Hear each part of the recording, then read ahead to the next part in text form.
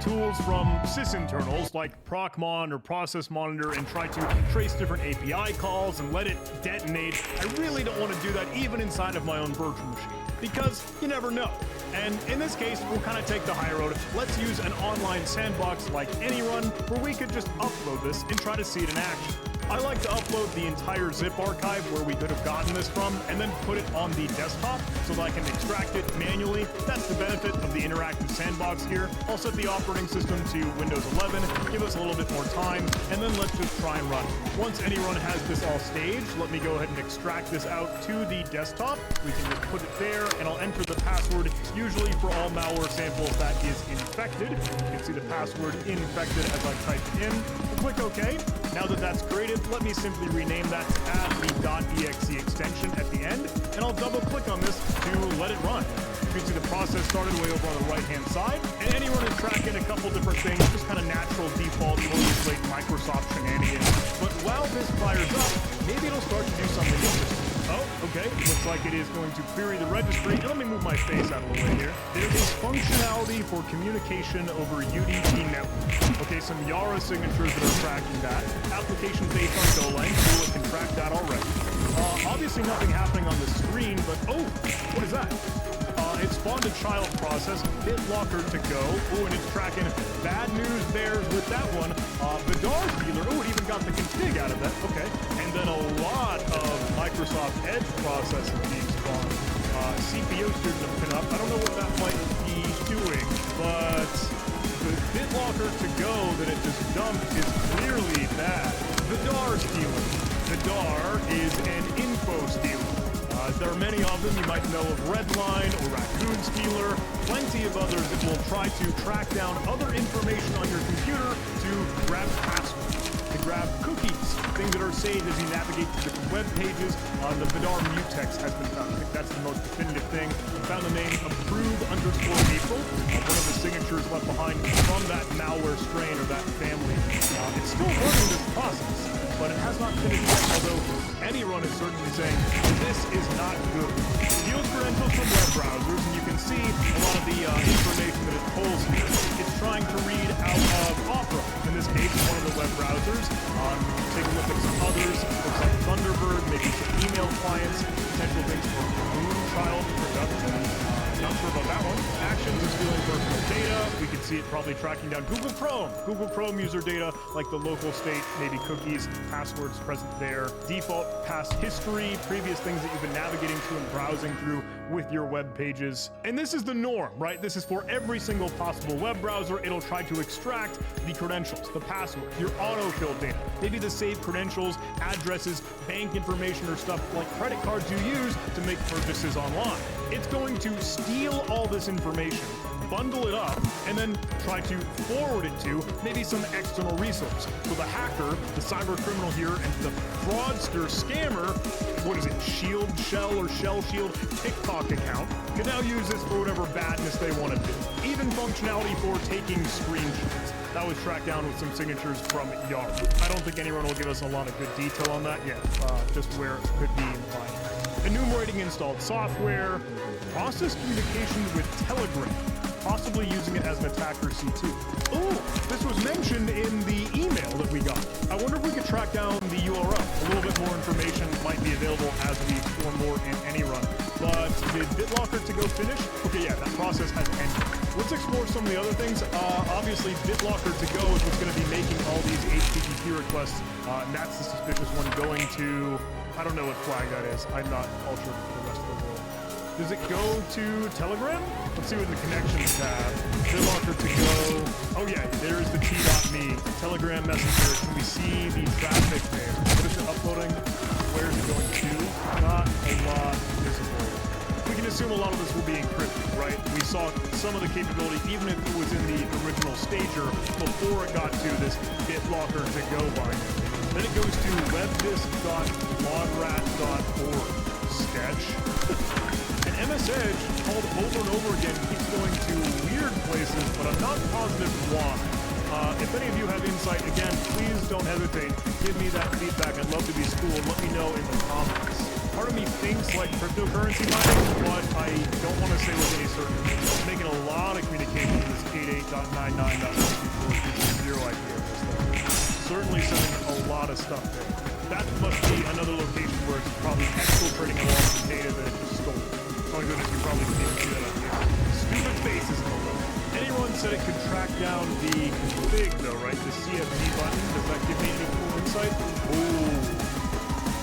C2. Need a Telegram user B4Chow00. Ooh. Let's take a look at that one. And URL for a Steam community profile? Oh, B4Chow00. That's our bad actor here. And there's the link. Like, okay, telling us now webdisk.lodrat.org. You can see probably a pipe used as the delimiter there. But is this page real? Okay, returning to 404, it's probably going to be receiving the information and capturing it there. But this 00 main 05, I believe, is a like campaign ID for this Vidar Stealer instance, correct? And anyone had a Steam profile. Like, is it storing the locations of where to exfiltrate out to with either a Telegram account information or a Steam profile information? Obviously, malware can do this, right? But yeah, well, take a look. Exact same campaign ID, 00 main 05, and then a different IP address. Does that correspond to that web load rat thing? But that's not the 88 IP address we saw on anyone, so I'm curious what all these kind of are. Let me check Sense 65109. That's the one that we saw from the Steam profile. That is in Finland? Okay. And the HTTP redirects to Wikipedia.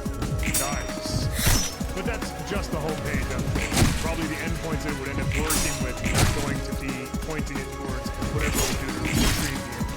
How about our webdisk.lodrat.org? Yeah. Okay, that's the 8899124230. That is in German. I should have known that. Back inside of AnyRun and the dynamic sandbox, can we take a closer look at more of the things that this does?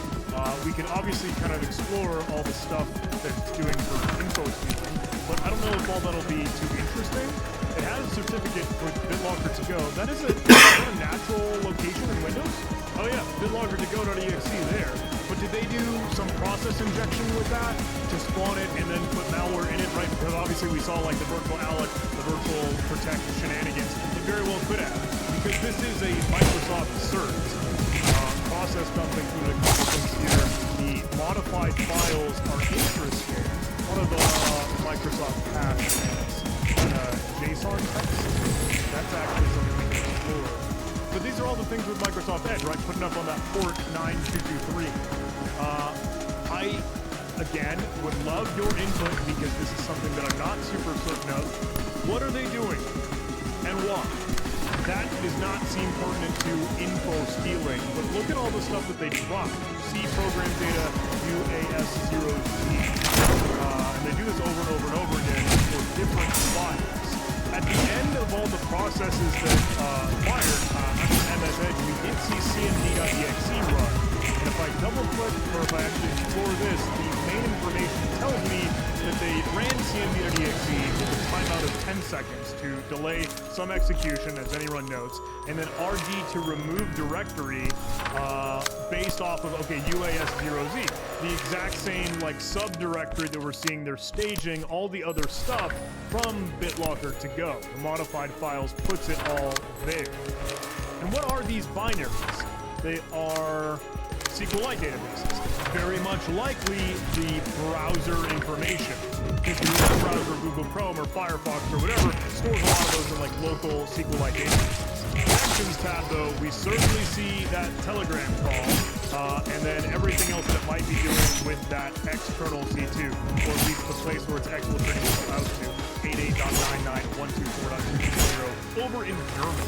With all that said, you are not installing a cracked software for ChatGPT or access to Office 365 or CapCut or the full active install of Windows or Adobe Premiere or Adobe Acrobat or Adobe Photoshop. It is an info stealer. It is Vidar info stealer, and it is malware that you are putting on your computer to steal your passwords, your credentials, cookies, sessions, anything. So please, your goodness, report this user.